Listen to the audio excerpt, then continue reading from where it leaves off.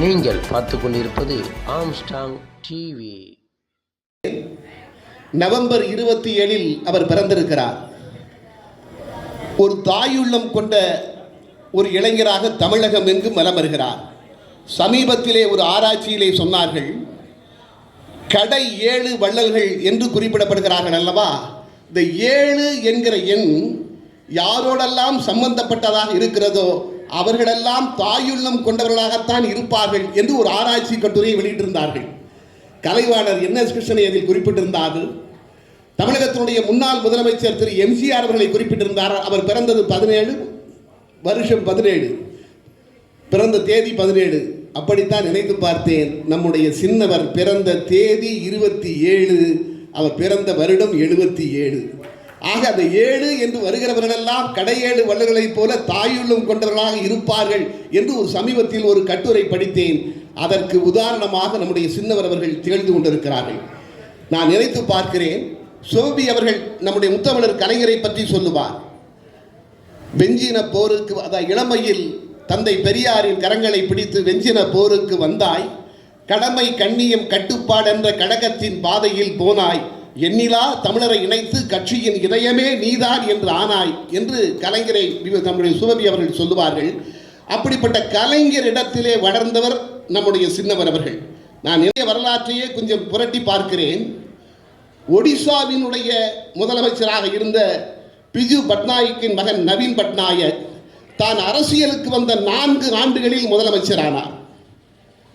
கர்நாடகத்தில் முதலமைச்சராக இருந்த தேவகவுடாவின் மகன் குமாரசாமி தான் அரசியலுக்கு வந்த 10 ஆண்டுகளில் முதலமைச்சரானார். காஷ்மீரினுடைய முதலமைச்சராக இருந்த ஃபரூக் அப்துல்லாவின் மகன் உமர் அப்துல்லா அரசியலுக்கு வந்த 11 ஆண்டுகளில் முதலமைச்சரானார். உத்தரப்பிரதேசத்தினுடைய முதலமைச்சராக இருந்த முலாயம் சிங்கினுடைய மகன் அகிலேஷ் யாதவ் தான் அரசியலுக்கு வந்த 12 ஆண்டுகளில் முதலமைச்சரானார். ஆந்திராவுடைய முதலமைச்சராக இருந்த ராஜசேகர ரெட்டியுடைய மகன் ஜெகன்மோகன் ரெட்டி தான் அரசியலுக்கு வந்த 15 ஆண்டுகளில் முதலமைச்சரானார். மகாராஷ்டிராவுடைய முதலமைச்சராக இருந்த பால் தாக்கரேயின் மகன் உத்தவ் தாக்கரே அரசியலுக்கு வந்த 17 ஆண்டுகளில் முதலமைச்சரானார். இப்படி 4 ஆண்டுகளில், 10 ஆண்டுகளில், 11 ஆண்டுகளில், 12 ஆண்டுகளில், 15 ஆண்டுகளில், 17 ஆண்டுகளில் ஆகியிருக்கிறார்கள்.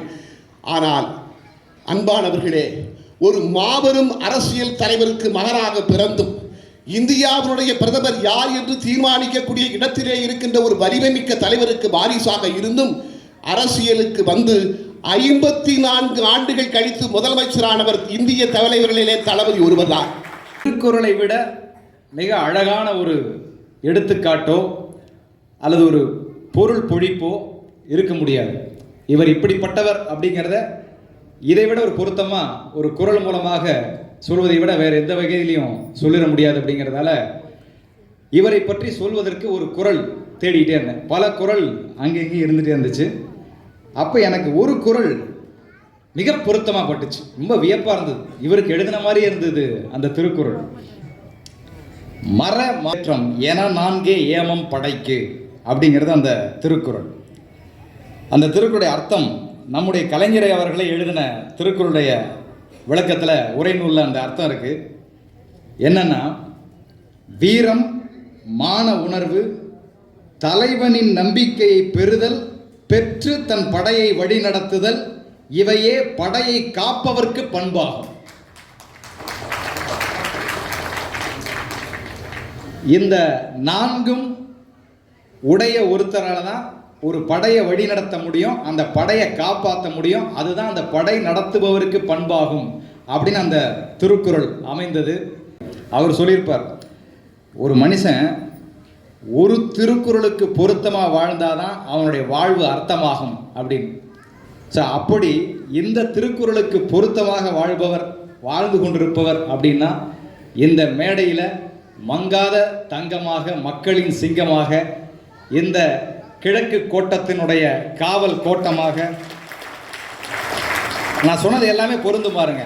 வீரம், இன்னைக்கு மொழியில் சொன்ன தில், அவருடைய அந்த அந்த அந்த ஆளுமையில் இருக்கிற, தன்னுடைய படையை வழிநடத்துவதில் இருக்கிற அந்த தில்லு.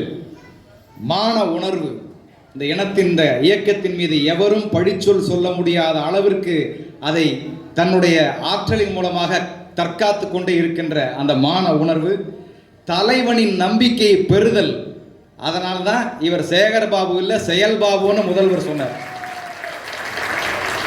பெற்று தன் படையை வழி நடத்துதல், இந்த 4 பண்பும் கொண்ட எங்களுடைய அபிமானத்திற்கும் பாசத்திற்கும் உரிய மாண்புமிகு இந்து சமய அறநிலையத்துறையினுடைய அமைச்சர், வட சென்னையினுடைய காவல் கோட்டம், அறிவாலயத்தினுடைய ஐயனார், நான் எப்போதும் கழகத்தின் AK-47 என்று வர்ணிக்கின்ற PK சேகர்பாபு அண்ணன் அவர்கள், மாண்புமிகு அமைச்சர் அவர்களுக்கு என்னுடைய அன்பான வணக்கங்களை தெரிவித்துக் கொண்டு, ஒரு மேடையை நாம் யாரோடு பகிர்ந்து கொள்கிறோம், எந்த விழாவில் பகிர்ந்து கொள்கிறோம் அப்படிங்கிறது மிக மிக முக்கியமான ஒன்று. கொண்டாடி கொண்டிருக்கிறோமா? இல்லை. இது எப்படின்னா, நம்ம இந்த பிறந்தநாளை எல்லாம் கொண்டாடுவது இப்பொழுது இந்த வந்த புயலில் இந்த நேரத்தில் பார்த்திங்கன்னா, இது 2023 இருந்தாலும் சரி, 2024 இருந்தாலும் சரி, தொடர்ந்து களத்தில் காலையிலிருந்து இரவு வரை எப்பொழுது உறங்குகிறார் என்று தெரியாத அளவிற்கு தொடர்ந்து மக்களுக்காக சென்று அவர்களுக்கு தேவையான அனைத்து பணிகளையும் செய்து கொண்டிருக்கும் ஒருவர். இதை போன்ற நிகழ்ச்சிகளை பார்க்கும்பொழுது இன்னும் உழைக்க வேண்டும் என்ற ஒரு எண்ணத்தோடு அவர் மேலும் நமது கழகத்திற்காகவும் தமிழகத்திற்காகவும் உழைத்திட வேண்டும் என்ற ஒரு எண்ணத்தோடு தான் இந்த நிகழ்ச்சிகளை நாம் தொடர்ந்து செய்து கொண்டிருக்கிறோம். நிறைய பேர் சொல்லுவாங்க, இது அவர் என்ன பண்ணிட்டாரு அப்படின்றது. இந்த புயலின் பொழுது இதை எல்லாரும் நினைப்பாங்க, இந்த வாட்டி சென்னைக்கு வந்த மழையின் போது பாதிப்புகள் அவ்வளவு இல்லை அப்படின்னு சொல்லி.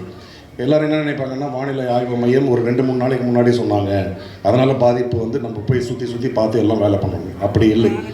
இது இந்த புயலுக்கு முன்பாக 2023 எந்த அளவுக்கு நமக்கு பாதிப்பு ஏற்பட்டதுன்றதை பார்த்துட்டு 3 மாதங்களுக்கு முன்பாகவே அனைத்து அதிகாரிகளையும் அமைச்சர்களையும் நாடாளுமன்ற சட்டமன்ற உறுப்பினர்களையும் அழைத்து 3 மீட்டிங் போட்டு எங்கெங்கெல்லாம் சென்ற முறை 2023 போது தண்ணீர் தேங்கி இருந்தது சென்னையில், அதையெல்லாம் பார்த்துட்டு இங்கே அந்த தண்ணீர் இந்த முறை தேங்காமல் இருப்பதற்காக என்னென்ன செய்ய வேண்டும், இதை போன்று தொடர்ந்து பல ஆய்வுகளை செய்து போய் நேரில் களத்தில் போய் பார்த்து இந்த பணி முடிந்திருக்கிறதா, தூர்வாரப்படும் பணி முடிந்திருக்கிறதா, இதையெல்லாம் தொடர்ந்து பார்த்ததனால்தான் இப்பொழுது இந்த மழை பெஞ்சு ஒரு சில இடங்களில் பல இடங்களில் 1 மணி நேரம் இல்லை 2 மணி நேரத்தில் தண்ணீர் வடிந்து விட்டது. நான் உறுதியாக இருக்கிறேன் என்று உலகத்திற்கு எடுத்து காட்டியது அப்படின்றது அவர் சனாதனத்தின் என்ற வார்த்தைக்கே இடமில்லை அப்படின்னு தைரியமாக சொல்கிறார். அரெஸ்ட் பண்ணிங்கனாலும் பண்ணாலும் பரவாயில்லை, நான் கண்டிப்பாக இந்த கருத்துக்கு மன்னிப்பு கேட்க மாட்டேன் என்று சொல்லியிருக்கிறார். இது நமது கழகத்தில் நமது கொள்கைகளை அடுத்த நிலைக்கு எடுத்து செல்வதற்கு ஒரு தலைவர் தயாராகிவிட்டார் என்பதைத்தான் இது உணர்த்துகிறது. அவருடைய பிறந்தநாளை இன்று கொண்டாடி கொண்டிருக்கிறோம். நாம் அனைவரும் இணைந்து உழைத்தால் நமது என்ற எண்ணத்தோடு நாம் அனைவரும் உழைப்போம். இணைந்து செயல்பட்டால் அது கண்டிப்பாக சாத்தியம். நன்றி, வணக்கம். ஒரே ஒரு சொல், அந்த சொல்லுக்கு பார்த்தீங்கன்னா 40 தொகுதி ஜெயிச்சுட்டு நான் போயிட்டேன் பார்லிமெண்ட்டுக்கு. உலகத்தில் யாராலையும் சொல்ல முடியாது, யாராலும் செய்ய முடியாத ஒரு அரும் பெரும் சாதனைகளை செய்து கொண்டிருக்கிறார்கள். உழைப்பு தலைவர் கலைஞர் அவர்கள் நம்முடைய தளபதிக்கு சொன்னதை போல உழைப்பு உழைப்பு உழைப்பு என்று சொல்லப்போத நம்முடைய தங்க தலைவர் தளபதி அவர்கள் உதயாவுக்கு வச்ச பரீட்சையில் 100க்கு 100 மார்க் வாங்கிட்டானே அப்படின்னு சொல்லி தளபதி அவர்களால் பாராட்டப்பட்ட ஒரு பெருந்தகை என்றார். விண்ணை தொட்டு விடியலை பார்க்க துடிக்கும் வேங்கை தமிழனாக சுடர்ந்து கொண்டிருக்கிறார்கள். தமிழ்நாட்டில் அவர் கால்படாத இடமே கிடையாது. தமிழ்நாட்டில் இந்த புயலில் எப்படிப்பட்ட நம்முடைய மேயர், வணக்கத்திற்குரிய மேயர் பிரியாராஜனோடு அவர்கள் எல்லா இடங்களுக்கு எல்லாம் பயந்து போய் வீட்டில் இருந்தால் வீட்டை விட்டு வெளியே வராதீங்கன்னு வானிலை அறிவிப்பு எல்லாம் சொல்லிட்டான்.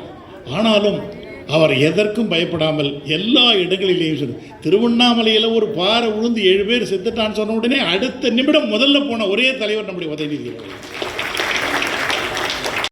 பார்க்காமல் நாங்கள் நிகழ்ச்சிக்கு கூட்டு போனோம். நேற்று காலையில் போனோம். ஒரு கிட்டத்தட்ட ஒரு 5000 பேர் வரவேற்பு கொடுத்து விட்டோம். வண்டியில் ஏறி நின்று 5000 பேரையும் பார்த்து அத்தனை பேர்கிட்ட கை கொடுத்த ஒரே ஒரு தலைவர் அவர் ஒருத்தர் தான். நான் இதெல்லாம் பார்த்ததே கிடையாது. எல்லோரும் வருவோம், நாமளே போவோம், ஒரு 2 பேருக்கு கை கொடுப்போம், 3 பேர் கை கொடுப்போம், 4வது பேர் ரைட்டு பார்த்து கை எடுத்து போகலாம்பான்னு சொல்லிட்டு வருவோம். ஆனால் இவரை போன்று மக்களோடு மக்களாக இருந்து ஒரு சின்ன குழந்தை கூட ஒரு பென்ஷன் கொடுக்குதுன்னா வண்டியை நிறுத்திட்டு அந்த பென்ஷன் வாங்கிட்டு தான் போகிறார். அந்த பென்ஷன் வாங்கிட்டு கூட பிஏ கிட்ட கொடுக்குறது இல்லை, அதை தன்னுடைய கையிலே வைத்துக் கொள்ளுகிறார்கள் அந்த பென்ஷனை. நான் கேட்டேன், ஏன்னா பிஏ கிட்ட கொடுத்தல் இல்லைங்க, மிஸ் பண்ணிட போகிறாங்க, முக்கியமாக எவ்வளோ கஷ்டப்பட்டு அதெல்லாம் கொடுக்குறாங்க, ஏன்னா பார்த்தீங்கன்னா கற்பனை பண்ண முடியல சார்.